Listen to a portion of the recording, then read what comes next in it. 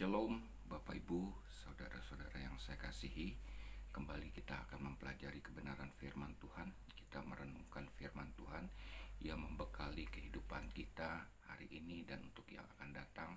Dan saya percaya oleh kekuatan roh Tuhan yang ada dalam kehidupan kita, kita akan menjadi pelaku-pelaku firman. Kita ambil dari 1 Korintus 10 ayat 16 sampai 17. 1 Korintus 10 ayat 16 sampai 17 saya bacakan. Bukankah cawan pengucapan syukur yang atasnya kita ucapkan syukur adalah persekutuan dengan darah Kristus? Bukankah roti yang kita pecah-pecahkan adalah persekutuan dengan tubuh Kristus? Karena roti adalah satu, maka kita sekalipun banyak adalah satu tubuh, karena kita semua mendapat bagian dalam roti yang satu itu. Saya beri judul pemberitaan firman Tuhan kali ini yaitu cawan darah. Bapak Ibu, saudara-saudara yang saya kasihi, bukan satu rahasia lagi kalau di dalam gereja sering terjadi perpecahan. Ya, sesama anggota tubuh atau sesama anggota gereja itu ya ada perpecahan. Sesama antar gereja pun juga terjadi perpecahan, konflik satu sama lain. Ini terjadi sepanjang masa, Bapak Ibu. Beda kalau kita melihat, katakanlah misalnya kalau ada satu kelompok atau kepentingan masyarakat itu yang didasarkan pada satu tujuan dan kepentingan yang sama. Katakanlah misalnya masyarakat bola. Ya, di Surabaya ada yang disebut dengan bonek, Bondo Nekat. Itu fansnya Persebaya, luar biasa militan sekali. Mereka bersatu, mereka bisa melakukan apa saja untuk mendukung tim kesayangannya. Ya, tidak ada perpecahan di antara mereka karena punya kepentingan dan tujuan yang sama, yaitu membela Persebaya. Dan ketika ada musuh yang ada di depannya, apapun juga akan mereka labrak karena mereka punya kepentingan dan tujuan yang sama, yaitu memenangkan Persebaya. Bapak Ibu, saudara-saudara yang saya kasihi, kelihatannya perpecahan terjadi oleh karena tidak ada kepentingan dan tujuan ya di dalam gereja antar tubuh Kristus atau sesama anggota gereja, sesama gereja pun juga terjadi konflik karena seolah-olah tidak ada kepentingan, seolah-olah tidak ada tujuan yang sama. Apa yang membuat tubuh Kristus ini atau apa yang membuat gereja atau sesama gereja ini mereka bisa bersatu? Ya, tidak ada konflik. Ya, sekalipun kita digabung dalam satu sinode, tetap terjadi konflik. Sekalipun kita mengatasnamakan satu gereja, tetap terjadi konflik. Sekalipun bapak rohaninya sama, suka terjadi konflik. Gembalanya sama pun juga demikian. Nah, Bapak Ibu, saudara-saudara yang saya kasihi, kita belajar dari 1 Korintus 10 ayat 16 ini.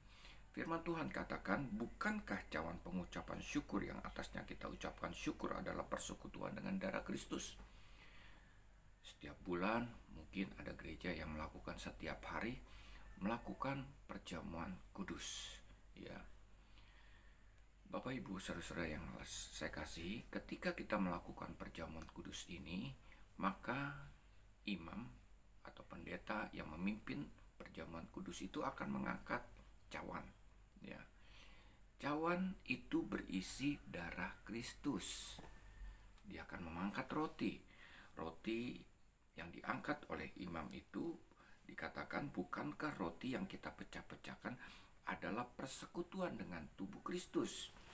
Jadi cawan melambangkan atau berisikan darah Kristus, sementara roti melambangkan tubuh Kristus. Ya, Kristus yang mati di kayu salib, darahnya ada di dalam cawan tersebut. Ya, tubuhnya dilambangkan melalui roti tersebut. Kristusnya satu, Bapak Ibu, saudara-saudara yang saya kasih. Kita boleh melakukan perjamuan kudus di gereja mana saja. Cawan yang berisi anggur itu melambangkan darah Kristus yang sama. Ya, bukan darah yang lain, tapi darah Kristus yang mati di kayu salib untuk menebus dosa-dosa kita. Demikian juga dengan roti. Roti melambangkan tubuh Kristus Ya, Kristus yang hanya satu mati di kayu salib. Dimanapun kita melakukan perjamuan kudus, di gereja manapun, isinya sama, tubuh dan darah Kristus. Bapak, Ibu, saudara-saudara yang saya kasihi, ya, ada tradisi di masyarakat adat Dayak ini dengan disebut tariu. Ketika mereka mau melakukan perang, mereka akan memakikan tariu. Lalu kemudian bokor atau cawan merah itu yang berisi darah binatang, ya. Lalu kemudian diedarkan kepada masyarakat adat pada waktu itu, ya, mereka meminumnya. Mereka semua yang meminumnya akan trans, dan mereka ada kesatuan roh untuk apa?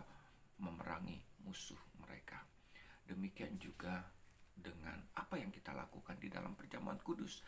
Kalau darahnya sama, darah Kristus, rotinya melambangkan tubuh Kristus, Bapak Ibu, saudara-saudara yang saya kasihi, sama seperti tariu tersebut, bokor darah, cawan darah, Bapak Ibu, ya, dalam masyarakat adat, kita akan mempunyai roh yang sama, yaitu roh Allah sendiri yang ada di dalam kehidupan kita.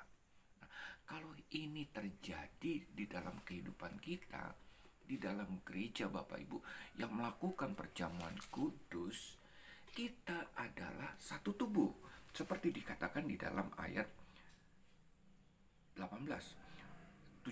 maaf. Karena roti adalah satu, maka kita sekalipun banyak adalah satu tubuh. Karena kita semua mendapat bagian dalam roti yang satu itu. Sekalipun banyak adalah satu tubuh. Karena apa? Karena kita minum cawan darah yang sama. Kita makan roti yang sama, yaitu tubuh Kristus. Ya, tidak ada perbedaan, Bapak Ibu saudara-saudara yang saya kasih. Bukan sinode, bukan nama gereja yang sama, ya, bukan warna gereja yang sama, Pantekosta, karismatik dan lain sebagainya, Bapak Ibu, tetapi yang mempersatukan kita dengan tubuh Kristus yang lain, anggota gereja yang lain dengan gereja yang lain. Kita minum cawan yang sama yang berisi darah Kristus. Kita makan roti yang sama yang melambangkan tubuh Kristus. Bapak Ibu, saudara-saudara yang saya kasihi, mari kita renungkan hal ini. Saya percaya bukan hanya sekedar kita renungkan, tetapi kita akan menjadi satu. Oleh karena kita memahami bahwa kita meminum cawan yang sama dan memakan roti yang sama yang melambangkan tubuh Kristus di dalam kita melakukan perjamuan kudus. Tuhan memberkati. Shalom.